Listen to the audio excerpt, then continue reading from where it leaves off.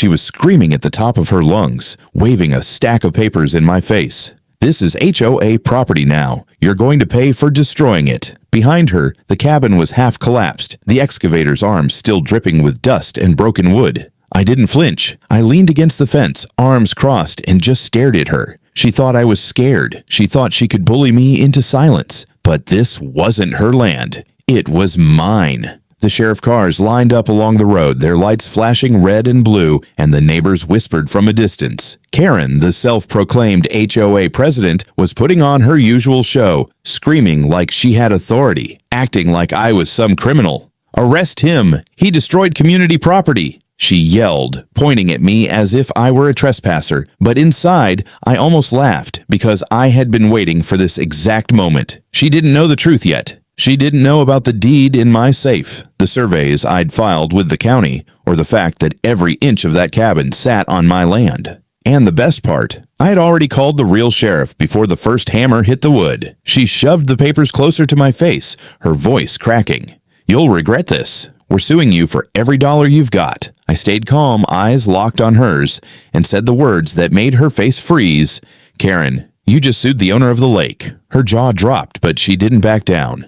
"Owner, don't make me laugh," she hissed, waving those fake HOA documents like they were gospel. "This land belongs to the association. You can't just bulldoze whatever you want." That's when the sheriff stepped forward, his boots crunching against the gravel. He looked straight at me and asked calmly, "You got proof of ownership?" I didn't say a word. Instead, I pulled a folded envelope from my back pocket and handed it over. The crowd leaned closer. Karen's smug smile twitched the second the sheriff opened it. Inside were the original deeds, county stamps, and survey maps, all in my name. Her voice suddenly shook. This has to be fake," she stammered, but the sheriff's brow furrowed as he scanned each page carefully. "No, ma'am," he said firmly. "This is legal documentation. This cabin was built on his land without consent."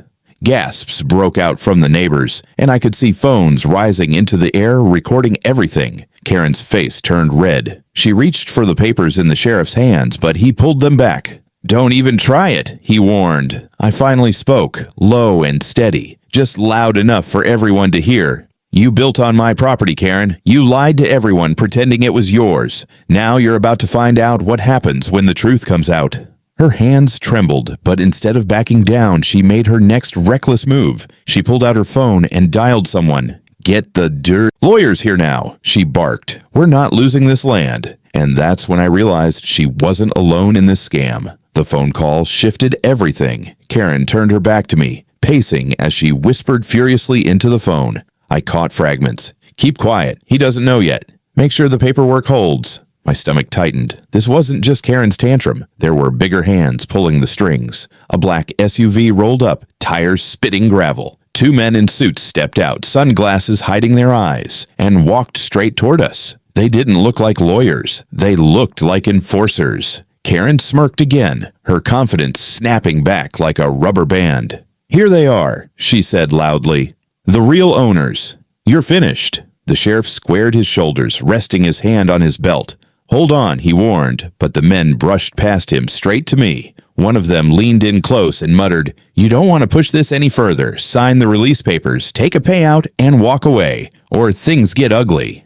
I didn't move. I just stared at him until he shifted uncomfortably. Then I pulled out my phone and tapped the screen. A live video feed popped up, drones hovering above the property, recording every word, every face, every threat. My voice stayed calm, already streaming to the county office.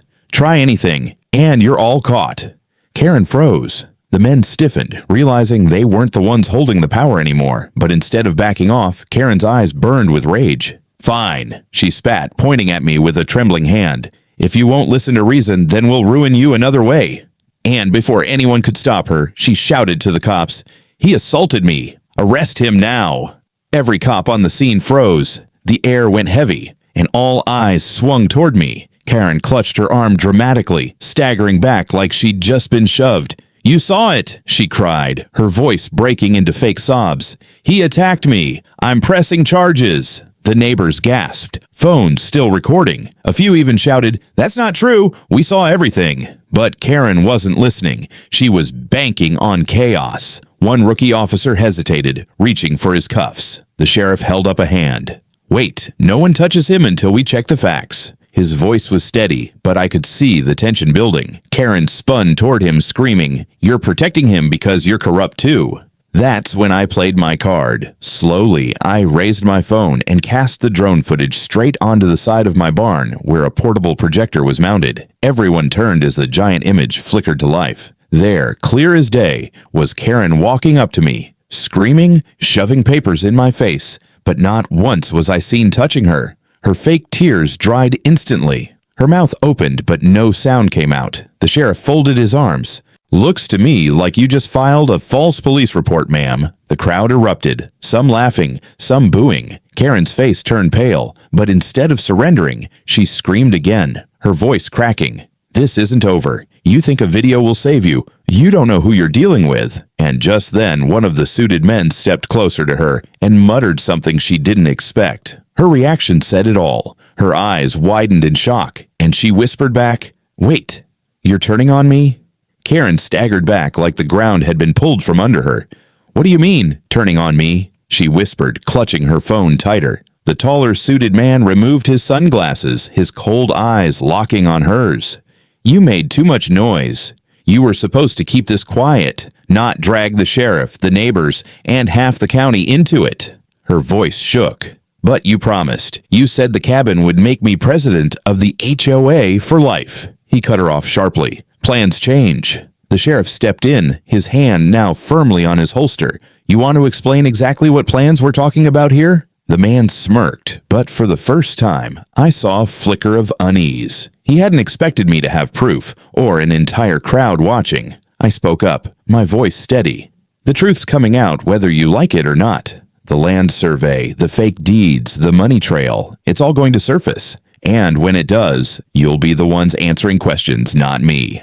Karen looked around, desperate like a trapped animal. The neighbors' phones were all raised, recording every second. The other suited man leaned close to her and muttered, "You dragged us too far into the light. You're the liability now." Her face drained of color. She opened her mouth to argue, but instead of backing her, the two men turned away, leaving her stranded, exposed in front of everyone. The sheriff finally nodded, his decision made. "Karen, you're under arrest for filing false reports, trespassing, and possible fraud." But before he could reach for her wrists, Karen did something no one saw coming. She bolted straight toward the lake, clutching the fake papers like they were her last weapon. She sprinted down the slope, heels slipping on the dirt, papers flying from her hands and scattering into the wind. The crowd gasped, some chasing after her with their cameras still rolling. "Karen, stop!" the sheriff barked, running after her, but she didn't stop. She splashed into the shallow water, clutching what was left of the fake deed above her head like it was holy scripture. "This proves it's mine!" she screamed, her voice cracking. "You can't take it from me! This whole lake belongs to the HOA!" Her reflection trembled on the surface of the water, broken by the ripples of her wild movements. I walked to the edge of the bank, calm, watching her melt down in front of everyone.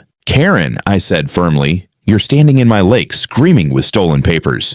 Do you even hear yourself?" The neighbors laughed nervously, phones capturing every second. Some shouted, "She's lost it." Others whispered, "This is going viral." The sheriff finally caught up, boots splashing in the water as he grabbed her wrist. She shrieked, thrashing, clutching the soggy deed to her chest. "No, this isn't over. You'll regret ever crossing me," she wailed, and that's when the twist hit. The sheriff yanked the papers from her grip and held them up, dripping wet. The ink ran instantly, smearing into black sludge, exposing them for what they were, cheap, fake copies. The whole crowd roared, laughter echoing across the lake. Karen froze, staring at the dissolving mess in horror, her power, her proof, melting right in front of her. But before the sheriff could drag her back to shore, another voice cut through the air, a sharp, commanding tone from the road above. "Hold it! She's not the only one involved here." Everyone turned. Another car door had just slammed shut, and stepping out was a man none of us expected, a county official in a tailored suit. The county official strode down the gravel path, his polished shoes crunching with each step.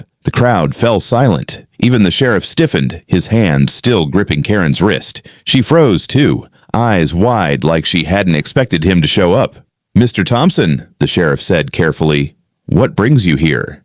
Thompson adjusted his tie, his expression unreadable.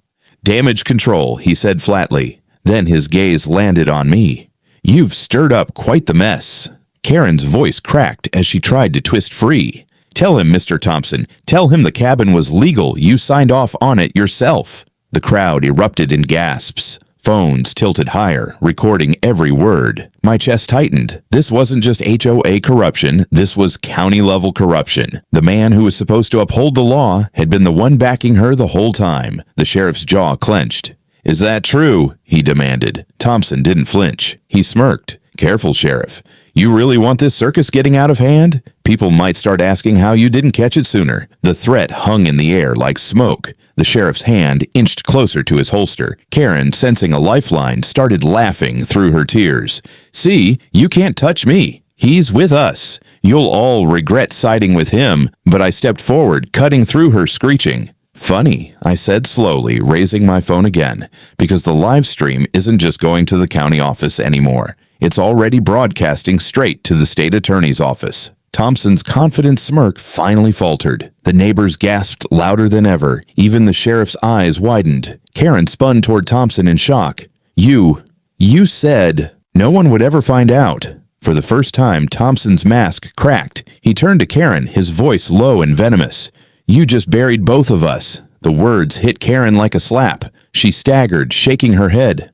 No, you promised me. You said this land would make me untouchable, she cried, her voice echoing across the lake. Thompson didn't even look at her. He just stared at me, jaw tight, knowing the walls were closing in. The sheriff's radio crackled. Dispatch to Unit 12, confirming receipt of live stream evidence. State authorities are on their way. Every phone in the crowd caught it loud and clear. Gasps turned into cheers. For once, the power had flipped. Karen thrashed in the sheriff's grip, shrieking like a cornered animal. Lies! All of you! This is a setup! But no one believed her anymore. Her neighbors, people she had bullied for years, shouted back. You stole our money. You threatened my kids. You deserve this. Her mask of control shattered in real time, and Thompson's calm facade was slipping too. He pulled out his phone, muttering into it in a rush, but the sheriff stepped closer. Don't bother, Thompson. They've already got everything. I finally spoke, steady and clear, so every recording caught it. You tried to steal my land. You lied, forged papers, even dragged the law into it, but the truth always wins, and this land will never belong to people like you. The crowd erupted in cheers, and for the first time, I saw fear in Thompson's eyes. Karen was still screaming, but her voice was drowned out by the roar of her own downfall, and then sirens in the distance. Not local ones this time. Bigger, louder, the kind that meant the state had arrived. Karen froze, mid-scream, eyes darting toward the road. Thompson's shoulders stiffened. The sheriff gave me the faintest nod. Justice wasn't just coming, it was already here.